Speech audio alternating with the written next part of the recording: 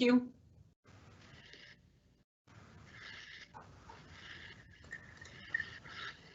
Good evening and welcome to the November 17th, 2020 Lone Tree City Council meeting. I will ask our, actually, I'm going to pause. This is a virtual meeting and we're going to start the official meeting at 7:05 to allow time for people to join us remotely. So while we are waiting till 7:05 to start, I'm going to explain how public comment can be entered during our virtual meetings.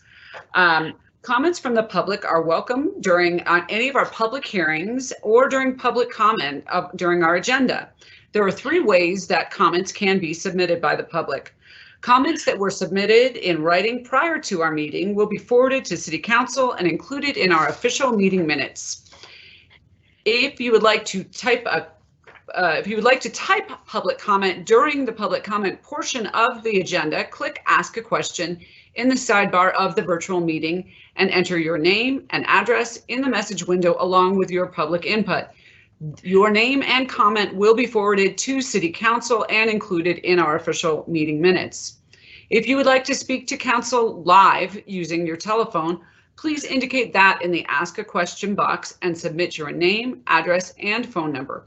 You will receive a call from the city and you can voice your comment directly to Council.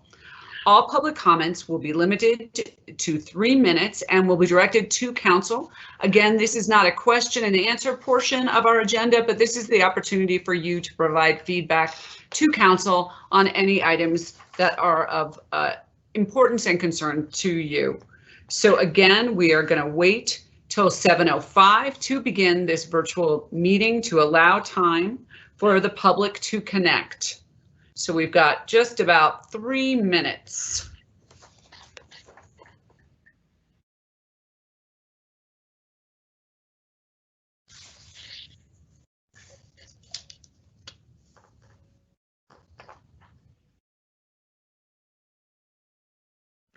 And again, while we're waiting till 7:05 to begin our formal meeting, the directions for public comment can be found on the screen. And again, public comment will be item number 5 on our agenda this evening.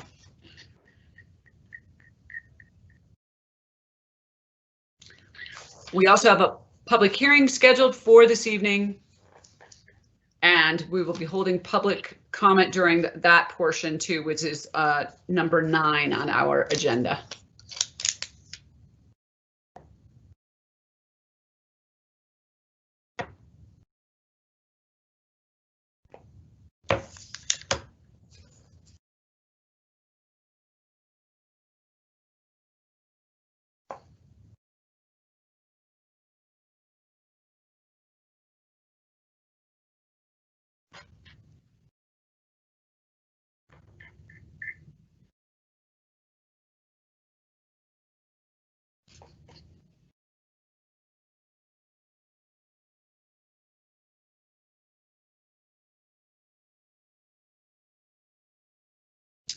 And we've got just about 1 minute till we begin our formal meeting. Again, we're waiting till 7:05 to allow for people to join remotely.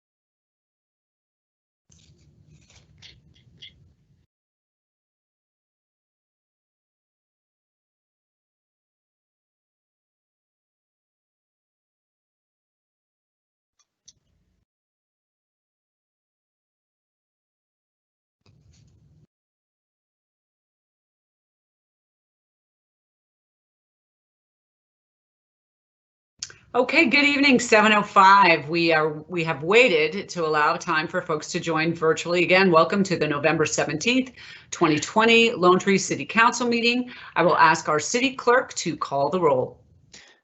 Council members: Anderson. Present. Carpenter. Present. Shaw. Present.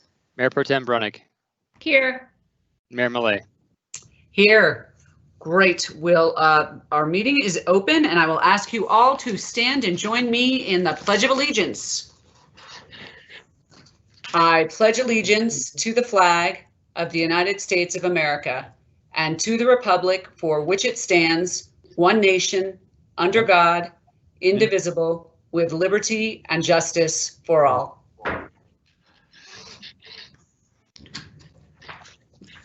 Thanks again. There are no amendments to our agenda, and it is adopted as published.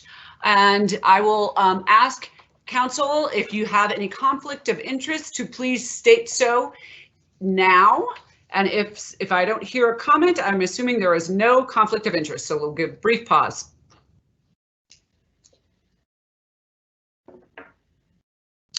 Okay. No conflicts of interest. Moving on to public comment. Once again, public comment is a period for the public to provide brief comments to council concerning items that are not scheduled for a public hearing this evening. Just as a reminder, council will not be responding to your comments or questions this evening. Rather, we will take comments and suggestions under advisement and follow up as appropriate. So there are three ways to enter public comment during this portion. You can, any comments that were submitted ahead of time will have been distributed to council and will be included in the formal meeting records. I'm going to see another way to submit comments is to click in the Ask a Question in the sidebar of our virtual meeting, enter your name, address, and your comment, and the comments will be forwarded to council and included in the official meeting minutes. Another way to provide comment is to speak to council live, and you can indicate that you would like someone from the city to call you in the Ask a Question sidebar, and you will be connected via phone and council to hear your comment. Again, comments limited to 3 minutes. And I will ask our city clerk, Mr. Robb, has anyone reached out to provide verbal comment this evening? Thank you, Mayor. I'm not seeing any requests for public comment. Okay, while we give it a little more time, I will read our announcements. So upcoming events, and again, more information can always be found at the cityoflonetree.com or lonetreeartcenter.org websites. COVID community testing at the Lone Tree Art Center every Monday from 9 a.m. to 3 p.m. You can visit the city website for more information. Virtual arts in the afternoon, live with After Midnight will be held virtually Wednesday, November 18th at 1:30 p.m. Visual Spark Alliance Photography Thursday, November 19th at 1:30 p.m. Again, a virtual live stream. Then also city offices will be closed for Thanksgiving on Thursday, November 26th and November 27th. So were any additional any requests for verbal public comment sent in? No, Mayor, I'm not seeing any requests. All right, I will close our public comment period and move on to our ceremonial presentations. And we have a proclamation for Small Business Saturday 2020. Whereas the government of Lone Tree, Colorado celebrates our local community businesses and the contributions they make to our local economy and community. According to the United States Small Business Administration, there are 31.7 million small businesses in the United States. They represent 99.9% of all firms with paid employees in the United States and are responsible for 65.1% of net new jobs created from 2000 to 2019. And whereas small businesses employ 47.1% of the employees in the private sector in the United States, 62% of U.S. small businesses reported that they need to see consumer spending return to pre-COVID levels by the end of 2020 in order to stay in business. 65% of U.S. small business owners said it would be most helpful to their businesses to have their regulars return and start making purchases again. And 3/4 of U.S. consumers are currently looking for ways to shop small and support their community. And whereas 96% of consumers who shopped on Small Business Saturday agree that shopping at small, independently owned businesses supports their commitment to make purchases that have a positive social, economic, and environmental impact, and 97% of consumers who shopped on Small Business Saturday agree that small businesses are essential to their community. And whereas 95% of consumers who shop on Small Business Saturday reported the day makes them want to shop or eat at small, independently owned businesses all year long, not just the holiday seasons. And whereas Lone Tree Colorado supports our local businesses that create jobs, boost our local economy, and preserve our communities. And whereas advocacy groups, as well as the public and private organizations across the country, have endorsed the Saturday after Thanksgiving as Small Business Saturday. Now, therefore, I, Jacqueline Millay, Mayor of Lone Tree, Colorado, do hereby proclaim November 28th, 2020 as Small Business Saturday. And I urge the residents of our community and communities across the country to support small businesses and merchants on Small Business Saturday and throughout the year.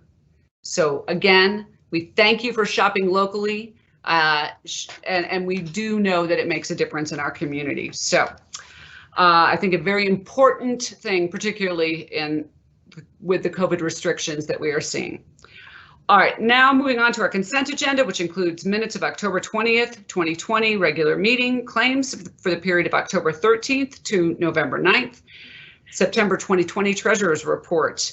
I will ask for a motion to adopt our consent agenda. I move to approve the consent agenda. Second.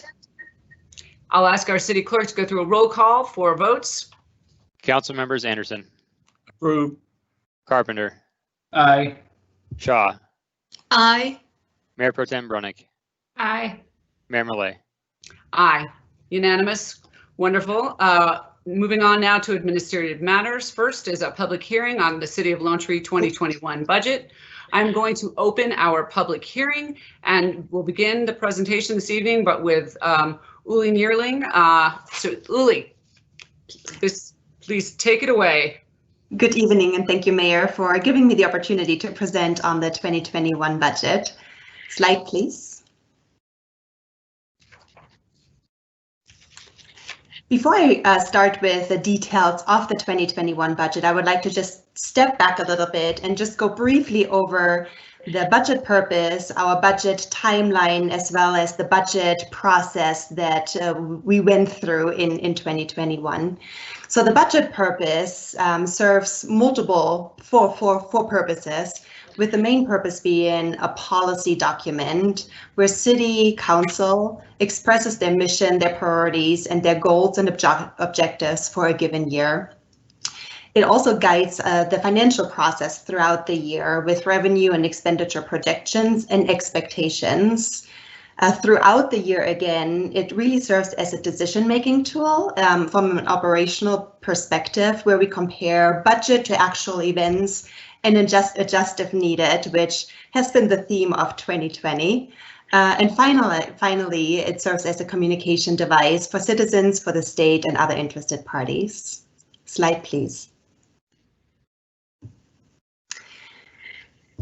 The budget schedule truly almost goes for an entire year. It starts in May and it's finalized in January. And at this point, I just wanted to appreciate and acknowledge all of the work that went into this process, and many staff members and obviously council was deeply involved in this process. So I very much appreciate and wanted to extend my thank yous for everybody's commitment and deep involvement in this process.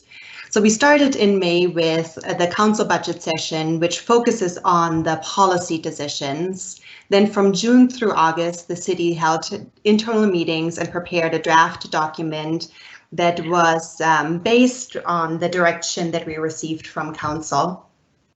In September, in August, we actually had an additional meeting, a council budget session that again focused on policy decisions directly related to the impacts of COVID-19 and somewhat of a shift that we had to move forward with. Then in September, we completed the council work sessions and we made the draft of the document available to the public via our website in October.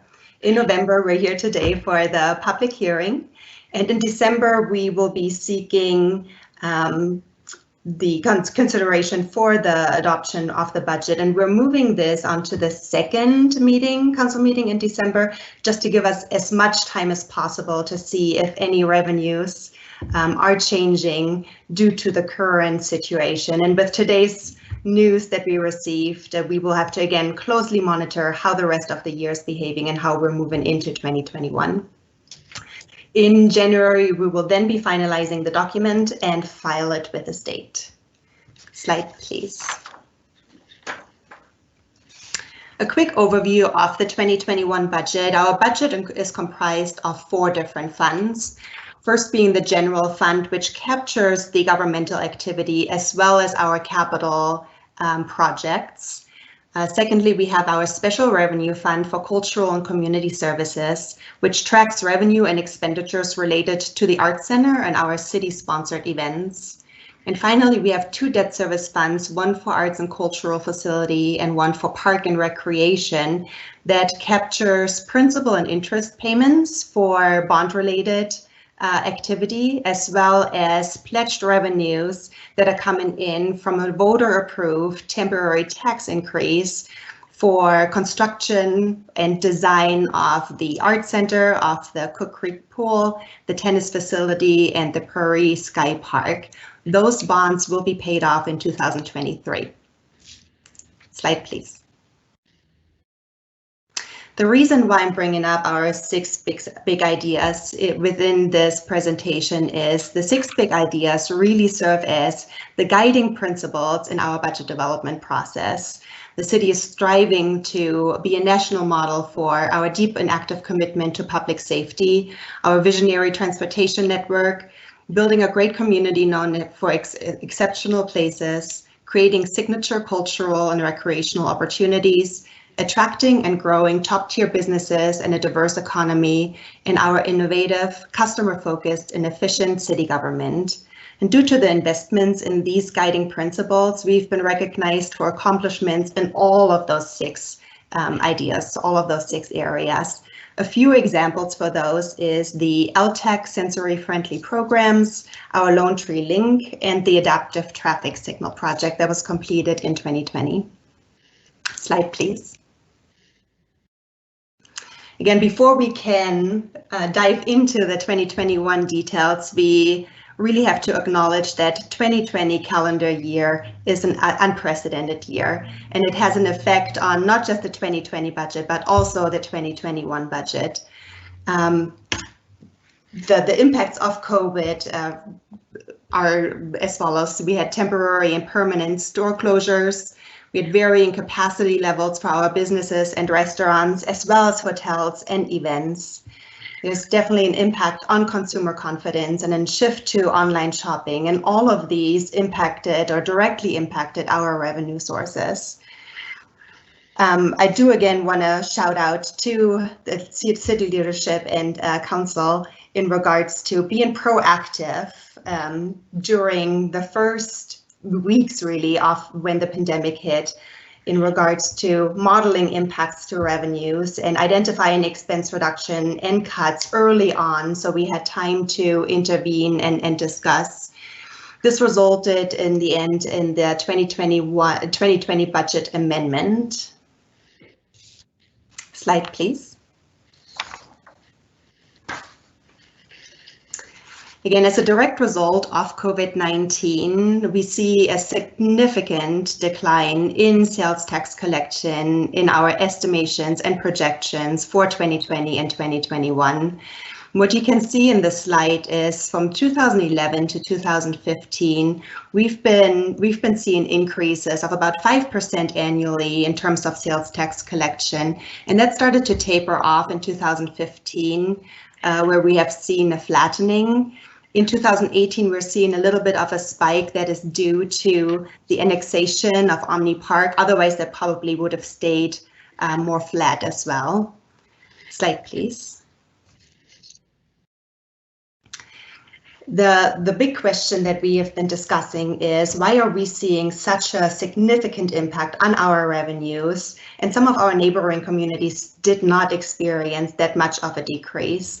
A lot of that is due to our low sales tax rate. And this is a local comparison where we're showing that the city of Lone Tree has the lowest sales tax rate in the Denver metro area. You can see the 1.5% is supporting our city operations, and the 0.3125% are pledged towards our bond revenues. In addition to that, the city is highly dependent on regional spending, where 96% of our shoppers live outside of Lone Tree. Slide, please. In addition to having a low sales tax rate, we also have a low tax base, meaning other municipalities shown on this chart or this comparison tax, for example, food for home consumption, and that helped offset some of those dramatic shortfalls that we have seen in the past months. In addition to that, the city does not have a property tax or an occupational privilege tax, which is sometimes known as a head tax as well. And what is apparent on this chart is all of the other municipalities listed on this chart have at least 2 green check boxes, whereas the city only has the sales tax checkbox checked. So we have the fewer sales tax or fewer tax types, as well as a lower tax base. Slide, please. Before I go into the 2021 budget overview, I just wanted to pause quickly to see if council has any questions. Thank you, Uli. Any follow-up questions from council? No. Okay. Thank you. So in this overview of the 2021 budget, and this is across all funds, we see that we are planning or projecting to start the year with a beginning fund balance of $21.4 million. Total revenues are estimated at $31 million. Total expenditures are listed at $36.6 million, leaving an ending fund balance of $15.8 million. And it's very apparent that the expenditures exceed the revenues in 2021, which staff recommended to use the reserves that the city has in place to close that funding gap and balance the budget. Slide, please. Focusing first on revenues, this is a revenue summary that outlines our different revenue sources for the 2019 actuals, the 2020 original budget, the 2020 estimated budget, as well as our 2021 projected numbers. The 2019 actuals are a little bit skewed. If you look at the intergovernmental line item, those include partnership funding for the Ridgegate Parkway widening project, but comparing 2020 original budget, which is somewhat, I refer back to it as a healthy budget, and you compare that to our 2021 projection, we are projecting an overall 30% decrease in taxes, and again, mainly due to COVID-19. Slide, please. This is just a visual representation of the same information that we just reviewed and just puts our revenues by source. And as most governments, our main funding source is coming from taxes. Slide, please. Our 2 main revenue sources, again, taxes being the first one, which is comprised of sales tax, use tax, lodging tax, and admission tax. And as I mentioned earlier, the city does not have a property tax. The second highest revenue source is the intergovernmental revenue line item, and that is comprised of the highway user tax, the conservation trust fund, which both of those are allocations from the state, the cigarette tax grants, then sharebacks from the county, and partnership funding for capital projects. Slide, please. As to the projections for 2021 revenues, we included significant decreases in sales tax, lodging tax, admissions tax, due to the impacts of COVID-19. Part of that too is decreases due to permanent store closures. We did include construction use tax estimates for new construction on the east side of Ridgegate, which Kelly touched on earlier and which is very exciting. And then based on CML's feedback, we decreased the highway user tax. And the reasoning behind that is disruptive driving patterns and just a lot of uncertainty around commuting patterns as the result of 2019, not just for 2020, but also going into 2021. Slide, please. The intergovernmental revenue line item does include funding for Acres Green pedestrian and bike bridge design, as well as for the I-25 and Lincoln interchange design. And again, at this point, I just want to touch on the importance of those regional partnerships. We're so appreciative of those partnerships with the county, with the metro districts and other funding partners for their support on very crucial and big capital projects. Again, this concludes the overview of the revenues, and I just wanted to open it up again for questions if there's questions from council. Thank you, Uli. Great. Council, I'm gonna open mic night again. Jump in if you've got a question. If not, we're gonna have you just continue. Perfect. And please, if we could go back one slide. This again is just a visual representation of the makeup of our expenses by department, listing the police department, public works, capital outlay, the general government, sharebacks with the mall as well as Rampart Range, our debt service payments, expenditures for the art center and city sponsored events, community development, and the municipal court. Slide, please. The 2021 budgeting approach was very different from previous years, from what I understand. This is my first year going through this process. But the approach that we took is due to the restraints of the revenues. After we modeled the revenues, we really had to step back and see how can we adjust our expenditures to make them fit in line with what we're receiving on the revenue side. So we built an austerity budget, which included only minimal needs to keep the city operational. We refer to this as the keep the lights on, and it was truly a keep the lights on budget. Again, thank you so much for all departments to really taking pencil to paper there and looking at every single dollar in the budget to ensure that we can build again this minimal budget as the foundation. We then evaluated and prioritized expenses related to service levels for the community as well as any capital projects.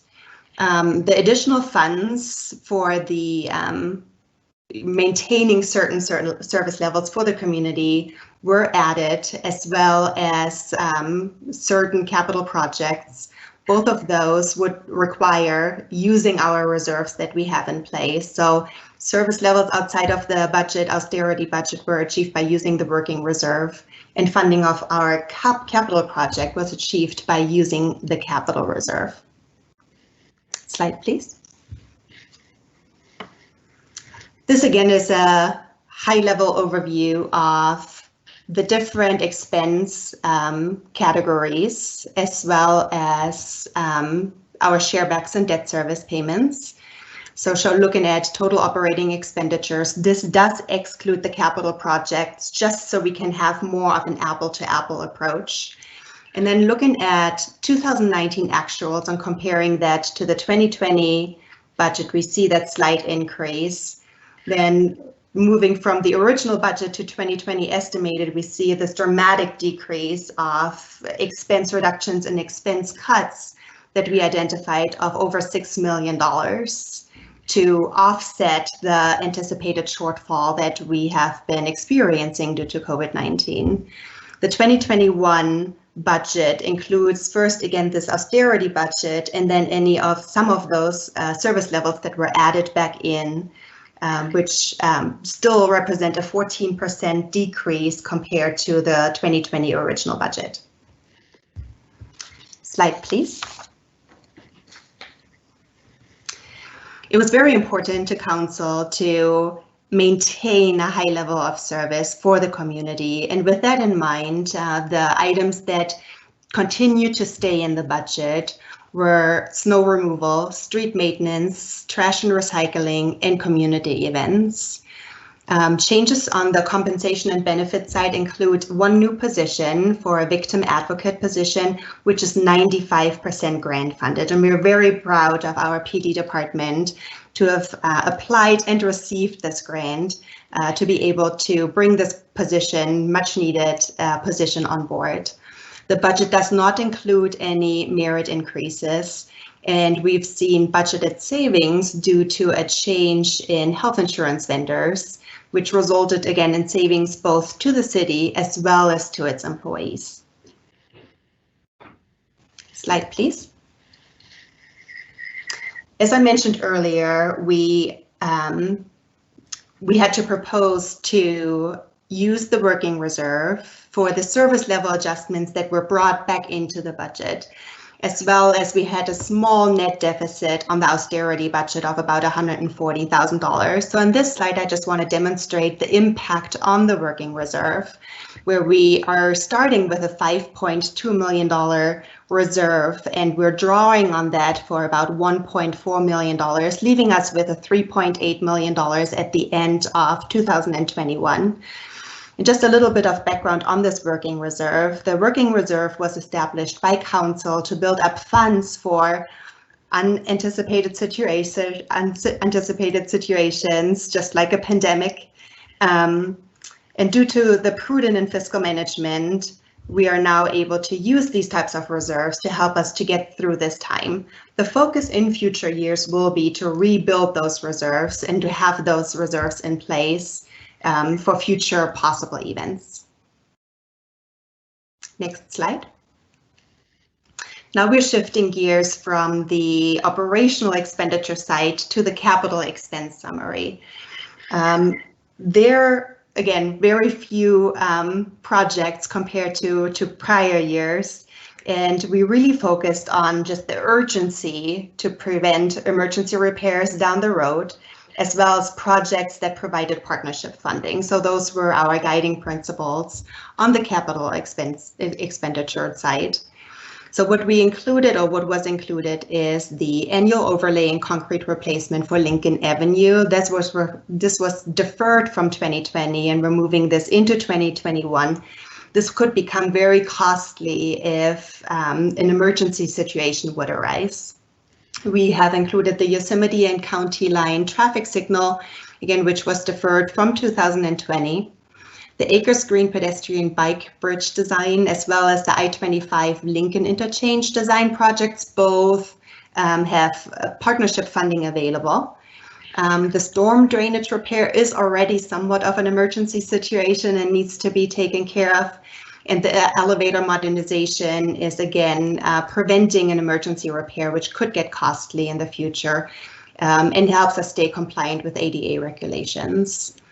The police department vehicles, we had already deferred the purchase of 2 vehicles in 2020. We originally budgeted or originally planned for 4 vehicles in 2021, but due to the budget constraints, again, scaled that back to 2 vehicles for 2021.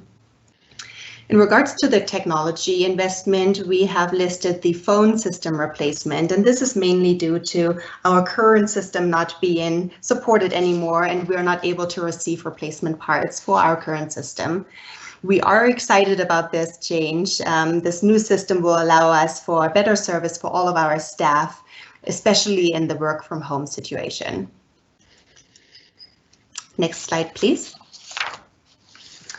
Again, in this slide, I just want to demonstrate the impact on the capital reserve due to those capital projects that we have listed. And we're starting the year with a $9.4 million beginning balance.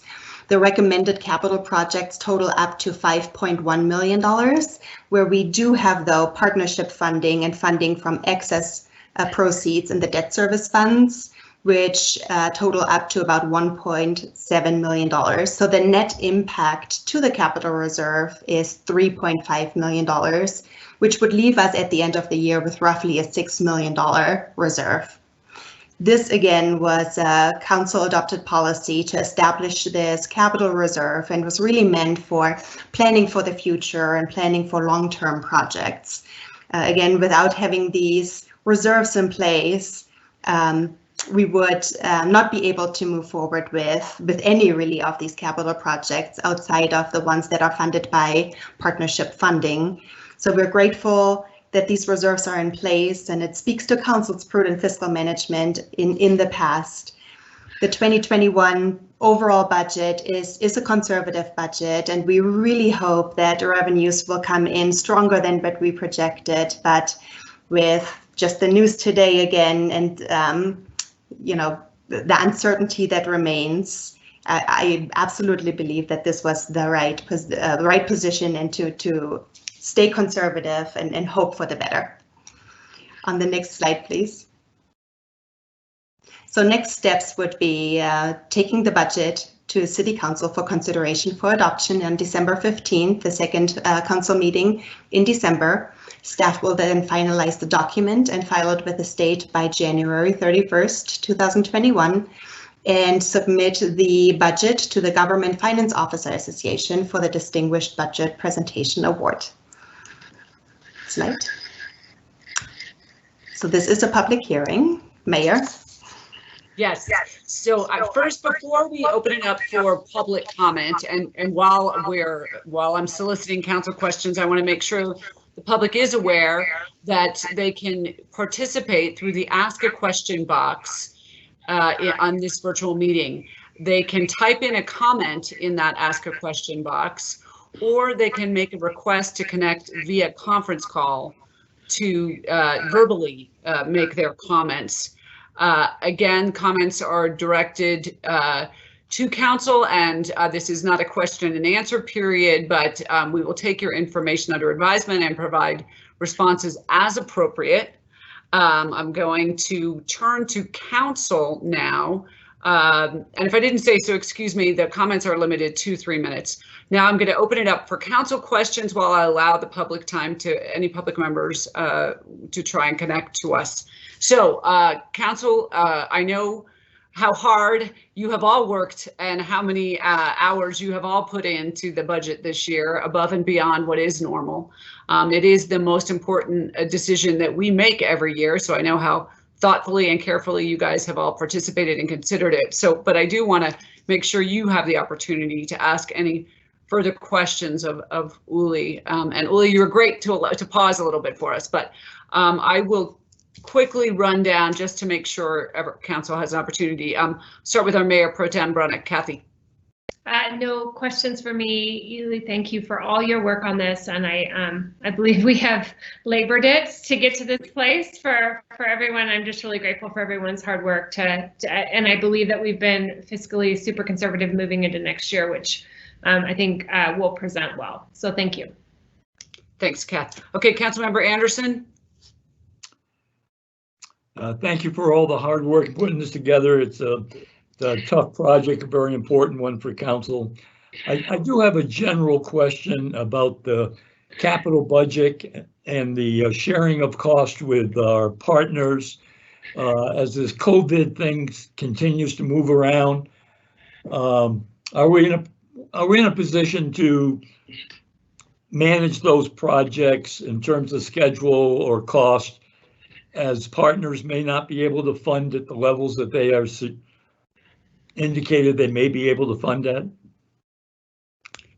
So I'll take that one, Mike. I think we right now have to move forward with until we hear otherwise, with the intention that our partners are going to be able to contribute. And should that not be the case, we would have to do a budget amendment and make some changes after thoughtful consideration and discussion and dialogue. And you know how entrepreneurial we are, and particularly how innovative and creative our staff is. I'm sure we will look to find additional partners or restructure things in a way that we minimize service impacts. But yeah, unfortunately, a crystal ball is the one thing we all needed in 2020, and that is not available. So I think we would have to make those decisions as they came by. But for now, I think we have to be confident in our partners' ability, as they always have been, to stand alongside us to get this good work completed.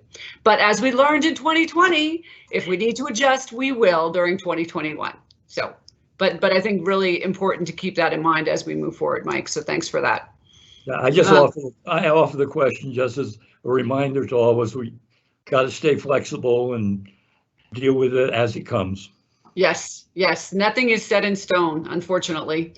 All right, Council Member Carpenter. Jay, any additional thoughts on this? No, I mean, we've been through this a lot, and there's been a lot of time and sweat equity put into this. So I just wanted to thank the partnership we've had with staff and coming up with this. And just for the public facing piece, just that the fact that we don't take the tapping of reserves lightly, tapping of any reserves, but that's kind of why we've had previous councils and previous staff put those in place for extraordinary times. And I think we are living in a pretty extraordinary time in terms of the pandemic. So I look forward to the days where we can rebuild those reserves for whatever life's going to throw at us in the future. But I think everyone did a great job on getting to where we are.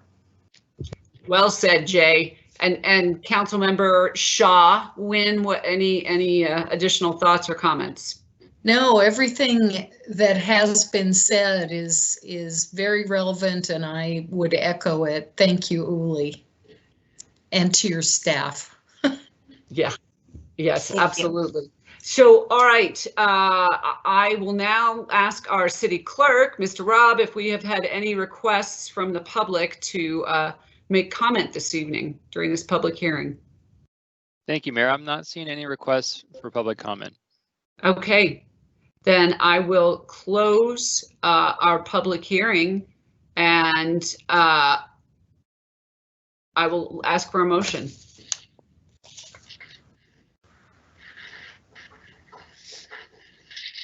Mayor, we don't need a motion. Excuse me, I won't ask for a motion. I'm moving on to our ordinance. That was our public hearing. Sorry. Good Lord. Don't, you know, unfortunately, I started my meeting my morning with a 7:30 Zoom call, and I think I forgot. I just went to autopilot. Thanks everyone for participation in the public hearing, and we're going to move on to our next agenda item, community development. Ordinance 20-09, an ordinance amending Chapter 16 and 18 of the City of Lone Tree Municipal Code concerning property maintenance and vacant property registration requirements on first reading. Kelly, first, please. Wonderful. Thank you, Mayor and Council. Next slide, please. So this request is proposing amendments to the municipal code that will expand and clarify provisions regarding property maintenance and also address impacts that are associated with vacant properties that are further described in the ordinance. And the reason we're recommending this is really to just more effectively and proactively address property maintenance issues in order to promote a safe, attractive community and enhance government services and communication. Next slide. So the first changes are proposed within Chapter 16, which is our zoning chapter. Next slide. And so this is a section that already addresses property maintenance to some extent. And what this is after is the maintenance of commercial properties or multifamily properties, anything that has an approved SIP. And what is proposed is additional language in red to simply clarify that we are also talking about that properties should remain free from trash, debris, litter, and graffiti. And so when we talk about property maintenance, these are things that should be included as well. And these are things that our code enforcement officer deals with quite often. And so we want to have the language in the code specifically to back that up. Next slide. Also within this chapter, we're proposing new language regarding property maintenance that is more specific to how commercial properties are dealing with trash dumpsters and trash enclosures.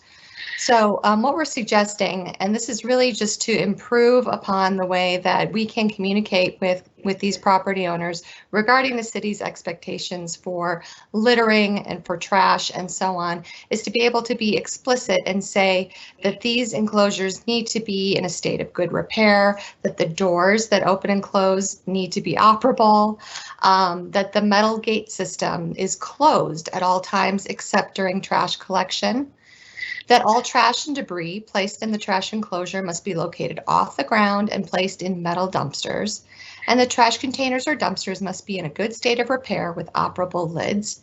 Container lids must be kept closed to prevent litter. So this is something that we encounter quite frequently, particularly at multi-tenant shopping centers where there's a number of different tenants all using one particular dumpster enclosure. This particular language will really help us communicate the city's expectations that are really designed, you know, in these cases for safety in mind. Kelly, before you move on from that one, clearly the dumpster, one of those dumpsters is overflowing. It leads me to question, is there a capacity issue? Sure. And how do we address that through our code enforcement? Because if it's overflowing, clearly there's not enough room in that dumpster. So, but there's also no additional space to put another dumpster in. So how have we effectively handled that in the past? Mm-hmm. Yeah, exactly right. And that sometimes that is a case where the company is not providing service frequently enough. Okay. So we will approach the business owners in that case to find out, you know, if they can increase the amount of service to prevent that. If people are dumping things in the appropriate location, do they know which enclosure is theirs, and so on. So we try to address it through the communication with the property owners first to find out, you know, really what is at the root of the problem. Great, thank you very much. Okay. Moving on. The proposed changes now to Chapter 18, which is the building code. And this relates to a proposed program that we are suggesting to address vacant properties. The intent here is to really proactively establish a program to identify and register vacant commercial and residential properties. And I'll talk more about what that applies to specifically here in a minute. The program would help us determine the responsibility of the owners and prevent any property from becoming or remaining neglected or derelict, and to mitigate the blighting impacts of these properties. Next slide, please.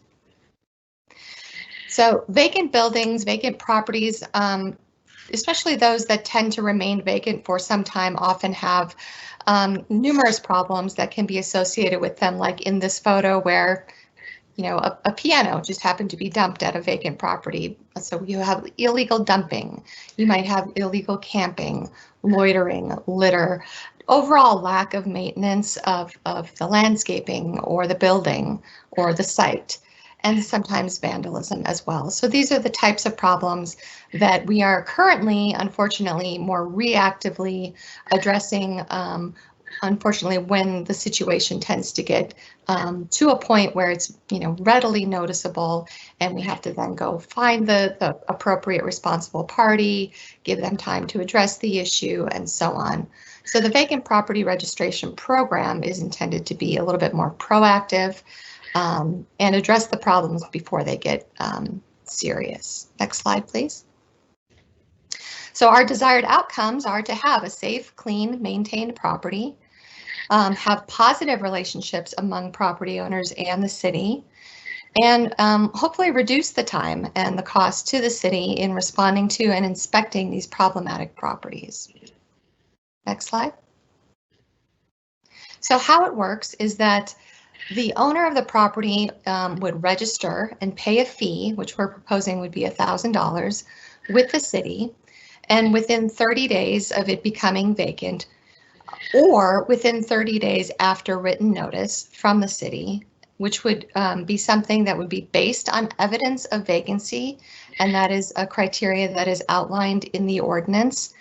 Basically what that means is that there are obvious conditions by which a reasonable person would determine that the property is vacant, and we have a number of examples in the ordinance. That registration would give us contact information for the property. Sometimes it is very difficult to just locate who the responsible party is. If a property is under receivership, it's owned by a bank, it's changed ownership over time. So this will hopefully help us identify and maintain the proper contact, which sometimes is just half the battle. The registration then would place the property on a vacant property list that the city will maintain and perform property inspections off of. This would be an annual renewal program whereby property owners would be asked to renew by January 31st for as long as that property remains vacant. Next slide, please. So this really is an incentive-based type of program. And one of the ways that we would like to incentivize this is to offer a rebate or a return of the registration fee to the owner if they agree to participate in the city safety program within 30 days of registration and any violation is cured within 5 days of notice. So this city safety program is something that would be outlined in the registration program. And what it is asking is that property owners would agree to enter into a no trespass agreement with the Lone Tree Police Department and post no trespassing signs on their property. And the reason that's important is because oftentimes vacant properties might have an out-of-state owner or just someone who is not, regularly on the premise. So there might be, situations where people are storing vehicles for sale or just parking illegally. And unfortunately, currently, the Lone Tree Police Department and Code Enforcement cannot ticket that particular owner of the vehicle. They would have to ticket the property owner in order for that to be upheld in our municipal court. And without the sign that the property is posted and without an agreement whereby the Lone Tree Police Department can take this up with the owner of a vehicle in that example, there's not a whole lot that we can do. So part of this, an important part of the safety program is to get those no trespassing signs posted and allow the Lone Tree Police Department to address any problems that might come up. It also would stipulate that there would be no unresolved violations for a year, registering a contact, as I mentioned, that the site plan be maintained, and there be this general property maintenance of mowing, litter, and graffiti removal, again, that often occur with vacant properties. Next slide, please. So in terms of applicability, this really is designed to, like I said, be more proactive with regard to commercial properties in particular that remain vacant for a period of time, whereby the site is noticeably in disrepair. It's, people are noticing that the property is not being maintained. There are certain issues arising that are obvious. Those are the types of properties that we're trying to deal with. This would not apply to undeveloped property. It would not apply to property that is under active construction, that has a building permit. Would not apply to temporary vacant spaces or properties that have no evidence of vacancy. So in other words, an example would be, if a business within a strip commercial area goes out and turns over, which is very, very normal. This program is not really targeted towards that because our concern is with property maintenance and making sure that properties don't look like they're vacant, run down, in disrepair, and so on. So the normal course of business turnover is not what this is intended to apply to. Nor is it intended to apply to residential properties where, again, during the normal course of a resident buying and selling property, a home might be vacant for a period of time, but is otherwise maintained. That is absolutely not what this program is about. When it comes to residential properties, these are very rare cases where a home has been vacant for a significant period of time and has come to our attention because of neighbors who are complaining regarding weeds, regarding the condition of the home, regarding some kind of unsafe concern that they might have. So it does apply to residential vacancies, but only in those more extreme cases. Next slide, please. And here are just some photo examples of kind of what I'm referring to. You can see kind of the conditions that do crop up when properties are vacant. They become invitations for people to store things, to dump things. Next slide, please. There are also landscaping issues that can arise where either landscaping is not maintained, or it's overgrown, or it creates areas of concealment where people can illegally camp and just have unsafe conditions. Next slide, please. In the case of, the residential example that I gave, this is a case where, the backyard is completely unkempt. There are evidence of rodents. There are other, issues that have risen to the level of neighbors being concerned. So that's the type of property that would benefit from this type of registration program. Next slide. So in summary, we think that the ordinance provides a very, again, proactive, transparent approach to property maintenance. We think it will improve communication with responsible parties. They know what the expectations are. We're able to more efficiently address them with the responsible parties. And it does use that carrot versus stick approach through the proposed rebate program. And frankly, this is a much more efficient use of staff time to be able to have registration of these properties, to be able to monitor them in a more systematic way than to be, more reactively addressing concern after concern that comes up and addressing them individually.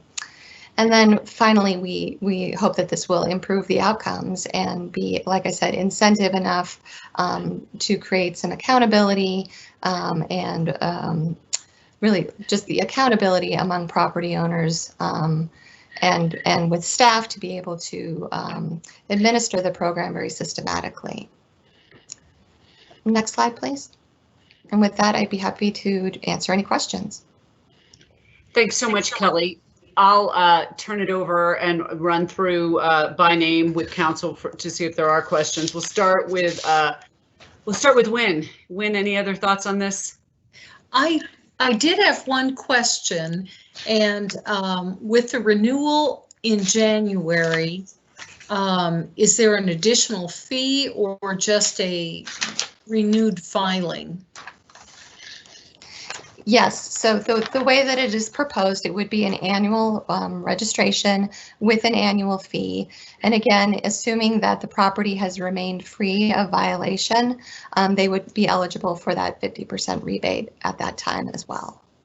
And so I guess my question kind of comes with something that would have been, let's say, vacated November 15th. And 30 days is December 15th. And if they just paid and then they're going to pay again in January, that seems like maybe we should have some sort of provision for timing. Yes, and I believe we do have something in the ordinance, and perhaps Linda, our city attorney, can chime in if I'm misunderstanding this, but the fee will not be prorated for any properties registering as vacant more than 45 days before the end of each calendar year. So, but it would be for. I think Linda's trying to step in. Okay. So let's see if she can make it a little clearer. Linda, please go ahead. Yeah. So the intent with that, and that's an excellent question, Councilmember Shaw, is that if they are registering, within 45 days of the end of the year, that we would prorate that registration fee accordingly. But if it's anything outside of that 45-day period, and of course, that's a policy discussion for council to have if you'd like to push that out even further. But we thought that was fair enough, especially with the 50% rebate, which is something that you had suggested even at the study session, which staff thought was an excellent idea. And I do think that's a sufficient kind of buffer. Thank you. Great. Okay, thanks, Wynn. All right, Jay, any other thoughts from you on this one? No, I think it's a creative and I think it's fair to both sides. A fair resolution to, a pretty important issue. So thanks for your hard work on it. I think it makes sense. Okay, great. Councilmember Anderson, Mike, anything? Nothing special. It certainly should help in terms of dealing with vacant properties, and appreciate the consideration in terms of flexibility and looking at where properties are and making sure we're taking care of the worst cases. Okay, Mayor Pro Tem Brunick, Kathy, anything? No comments for me. Thank you. I think I was fully briefed at the last session. Thanks, Kathy. I have a question, really not about the ordinance, but just do we have a sense, Kelly, and I apologize if you already shared this with us, how many properties we think would be impacted by this? Yes, I think it is on the order of about 10 currently. 10. Okay. Yeah. All right. Great. No, I think I am very comfortable with the ordinance as is. I just was curious how many problem areas, potential problem areas we do have in the city. So, all right. Well, that concludes the questions. So I will now look for a motion from council. I move to approve ordinance number 20-09, an ordinance amending chapters 16 and 18 of the City of Lone Tree Municipal Code concerning property maintenance and vacant property registration requirements on first reading. I second. All those in favor? Aye. Jay, I stepped on you. You're supposed to do the roll call vote. Yep. So, okay. were there any council members opposed? Nay. No council members opposed, Jay. So we do have unanimous. Sometimes clearly it's the end of a long day for me. So that's okay. So we have unanimous approval of ordinance number 20-09. And now that concludes our meeting. Thank goodness for me, with the exception of our council comments. And in our virtual meetings, the council has seen fit to allow me to conclude the meetings. And so I just want to say, as we approach what will be a very different Thanksgiving for many of us, I think it's important to acknowledge the things that we are so grateful for in our lives. And I know I speak on behalf of council when I say that the nearest and dearest essential workers to our heart are our amazing staff. I think we have much gratitude for our resilient Lone Tree community, including our business community that has been hit particularly hard, and our residential community that has been hit extremely hard. I want to extend my gratitude to my partners on City Council. I think none of us anticipated, nor could we, the challenges and difficulties and the unprecedented times. And as Mike has said often, I'm tired of that word unprecedented, and I can't wait to never use that word again. But for now, we are in those times, and I want to say to each and every one of you, I want to thank you for your hard work, your dedication, your talent, and in getting through all of this. I could not ask for a better team of individuals on council or staff to be working with and collaborating with and trying to problem solve every single day. I think we are all very tired and weary and fatigued by these ongoing public health orders and the changes that we are trying to disseminate and communicate to our residents and businesses.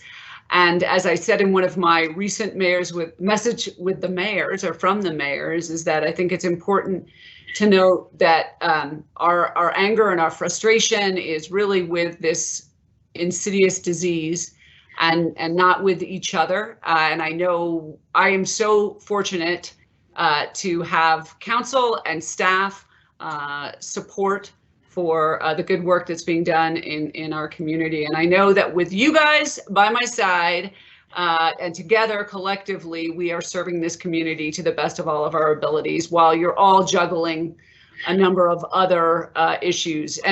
And with that, I do think I do want to let Councilmember Carpenter make some comments. I think you might want to say a thank you to some folks. So in particular, and if any other council member wants to share something, feel free. But I do want to let Jay, if you want to say anything, to have that opportunity, given the specific service your family received.